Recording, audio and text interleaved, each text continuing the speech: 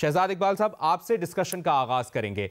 आपको क्या लगता है, जिस तरह पाकिस्तान तहरीक इंसाफ 20 मार्च तक इंतखाबात चाहती है, जबकि पीडीएम फौरी इंतखाबात पर अब तक राजी नहीं है, वो थोड़ा सा टाइम मांग रहे हैं, मजीद अगस्त तक का वो टाइम मांग रहे हैं, क्या लगता है आपको, क्या तहरीक इंसाफ अब हुकूमत को फौरी इंतखाबात की तरफ लेके जा सकती है, मजबूर कर सकती है?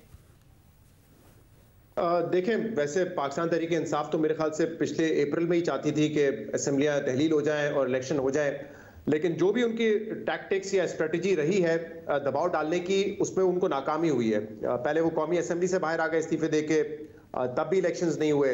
जब वो बाई इलेक्शंस जीते, उनके बाद उनको लगता था कि शायद माहौल बन जाए कि असेंबलियां तहलील हो जाए और जनरल इलेक्शंस की तरफ मामला चले जाए, तब भी नहीं हुआ। जनरल बाजवा पे प्रेशर डाल के कोशिश कर ली, तब भी वो इलेक्शन लेके नहीं दे सके उनको। लॉन्ग मार्च कर लिया और लॉन्ग मार्च से भी उनके जो मतलूबा नताइज थे वो उनको नहीं मिले, ना तो इन्फ्लुएंस कर सके चीफ की अपॉइंटमेंट, ना ही इलेक्शंस की तारीख उनको मिल सकी। अब ये एक फाइनल जो एक कार्ड है तहरीक इंसाफ के पास, वो ये है कि खैबर पख्तूनख्वा असेंबली और पंजाब असेंबली तहलील कर दें, जो ऑब्वियसली कोई नई चीज़ नहीं है। ये सवाल उनको एक अरसे से पूछा जा रहा था, लेकिन उस वक्त वो तैयार नहीं थे। अब उन्होंने जिक्र तो किया है इसका, लेकिन मेरे ख्याल से अभी तक हतमी मराइल में ये बात पहुंची नहीं है। उनकी मीटिंग्स हैं अपने पार्लियामेंटेरियन से, चाहे वो खैबर पख्तूनख्वा के हों या पंजाब के हों, और उसके बाद ही वो इस नतीजे पे पहुंचेंगे कि अगर ये मूव करते हैं तो सामने से जो ऑपोजिशन है केपी में या पंजाब में, या जो हुकूमत है वफाक में, वो क्या रिएक्ट करेगी, उनके पास क्या ऑप्शंस मौजूद होंगे।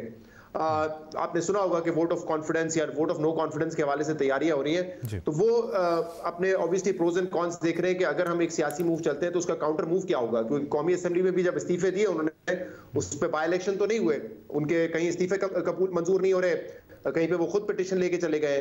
तो इसलिए मेरे ख्याल से बड़ा एक एक्सट्रीम मूव होगा ये तहरीक इंसाफ की जानिब से, और इसलिए इस पे इतना सोचो विचार किया जा रहा है कि इस हद तक जाए या ना जाए।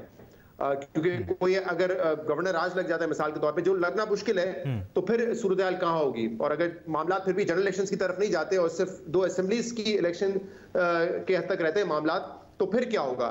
तो मुझे लगता है कि ये जो फवाद चौधरी साहब कह रहे हैं, ये उसी सूरत मुमकिन है कि मार्च में इलेक्शंस हो जाए जब ये दोनों असेंबलियां तहलील करेंगे।